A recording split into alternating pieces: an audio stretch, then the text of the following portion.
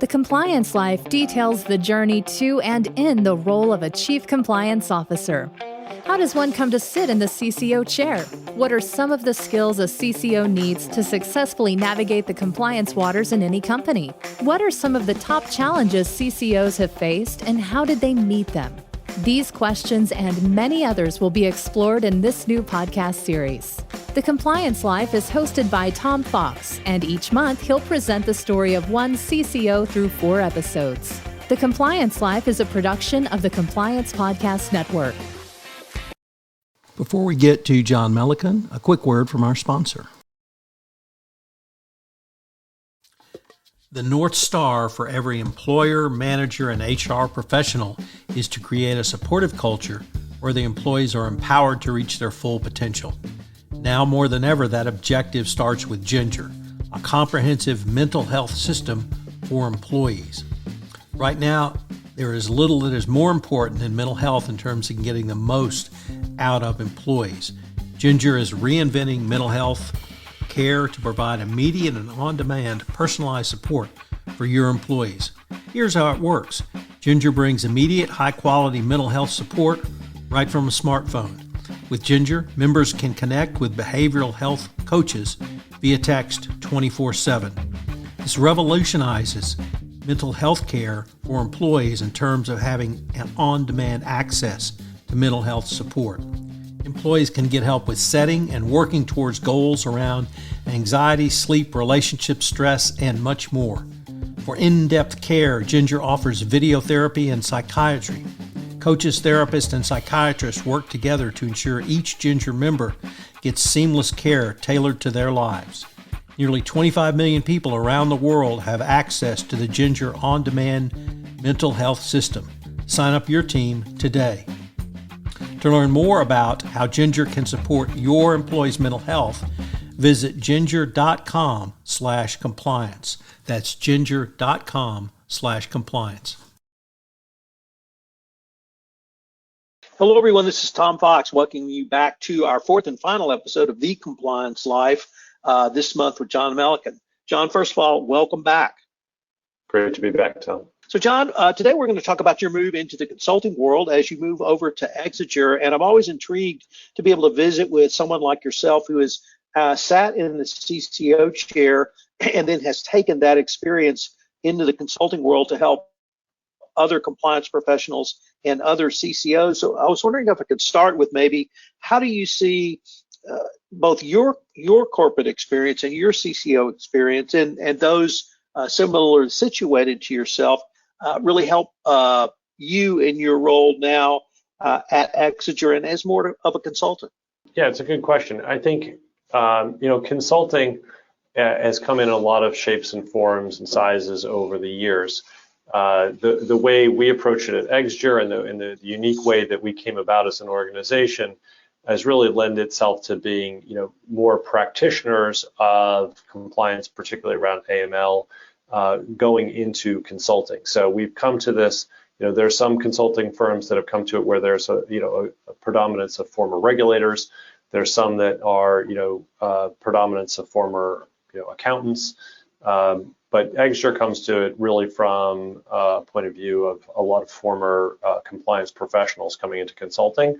And our goal really was to go back to that same community of compliance professionals at financial institutions and corporations and really apply the skills that we had acquired over 10 or 15 years inside corporates and inside financial institutions, from myself and my colleagues.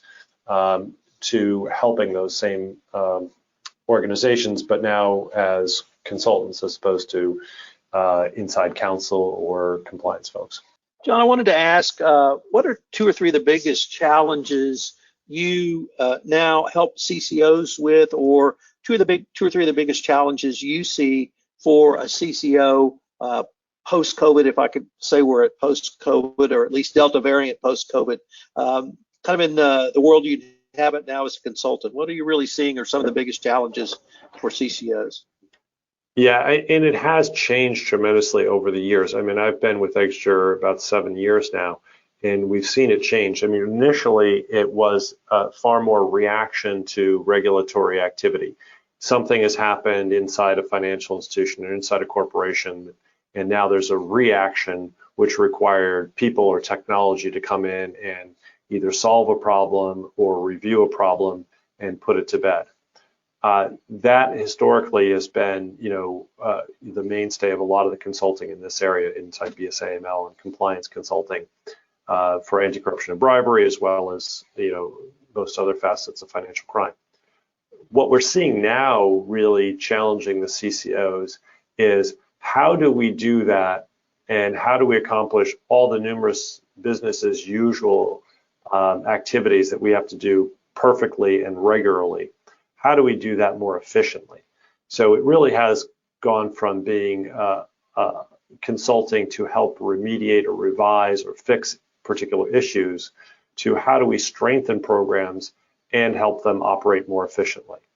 The best example that I can give is for anyone who's been inside an institution where you have to periodically refresh things, such as a KYC file or your diligence on a third-party vendor. How do you do that repetitive task? How do you do it perfectly? How do you do it at the highest level, or at least at the level that's expected by the regulators? And how do you do that now with more efficiency, i.e. less cost or less people? And that's really the challenge that we see is hitting most of the COOs at this time. So we had a major update to the Patriot Act passed on January 1 of 2021, the AML law of 2020. How has that changed things? If I could focus a little bit more on the AML compliance world that you also worked extensively in. Yeah, the AMLA is a really, really fascinating document. There have been a couple of good sort of webinars on that, and I think if folks who are interested in it should really go back and take a look at some of the ones that specifically focus on it. There's so much to talk about in there that you really can't touch on it in any depth. But really, there's a build out of a huge structure inside the U.S. government now that supposedly is going to allow corporations to register their beneficial ownership. That's one huge portion of it. And then other portions focus on these strategic priorities that the government's now going to lay out for financial institutions that are required to follow the BSA. It's going to give them these new priorities to focus on. So there's a lot of questions in both of those things, of how we're going to react to this new registry that's being created, how you're going to operationalize the use of information from that registry, how that's going to coordinate with what you're already doing to collect beneficial ownership inside your existing institution. What are we going to do with these new priorities? How much change is that going to drive through financial institutions and their compliance organizations? And then there's some really fascinating stuff about the reach of the U.S. government being able to reach through banks that really don't have any connection to the United States and grab customer information from banks all over the world, which will be challenged in the courts, I'm sure, extensively, but it should be fascinating to see how that plays out. One of the initiatives from the Biden administration was a fairly broad statement on different components of national security issues. And I don't think it would surprise anyone that AML, money laundering, financial terrorism, or financing rather of financial terrorism was a part of that statement. It's been a part of that sort of discussion since the Patriot Act. But the Biden administration also identified corruption, bribery and corruption as in the national security interests of the United States. I would have assumed that you and your kind of AML colleagues over the years have had those discussions and understand how AML and the fight against terrorism, financing of terrorism is part of our national security. But have you had those discussions with other disciplines within either a corporate compliance function or corporate executives to help them understand this broader approach that the Biden administration seems to be? Yeah, I think you identified it right there. I mean, they are taking an incredibly broad approach. The bringing in anti-corruption and bribery has been key, really widening the scope of what's considered, important to the national interest. You've always had sanctions there as a critical component of U.S. foreign policy. really the Biden administration, and you'd know better than myself, their focus on anti-corruption has really widened that scope of what's important for the corporations. I think that's critical. Knowing who your counterparties are, knowing who your suppliers are, avoiding the entanglements of corruption, I think is critical for your listeners in their roles inside corporations. But it's also critical for the United States not to become entangled in that. I think the other thing that the Biden administration really did was they focused on. You've seen some of the policy around supply chain, where they're looking at U.S. corporations to force the U.S. corporations to look very carefully about their supply chain, who they're doing business with, in which countries. How do you know where the components of our power grid are coming from? Where are the components that go into our industrial military base coming from? Where are corporations securing their important supplies from? And who are we doing business with? That all ties back in very closely to anti-corruption. You can look at the 5G or the 4G issues that have come out, and who's supplying the infrastructure for the next generation of cellular communications. That's become a corruption issue in the past, but it's now become a national security issue pretty much globally. And I think the Biden administration has done a fairly decent job of really drawing attention to those issues and really widening the focus of compliance professionals inside both financial institutions and corporates.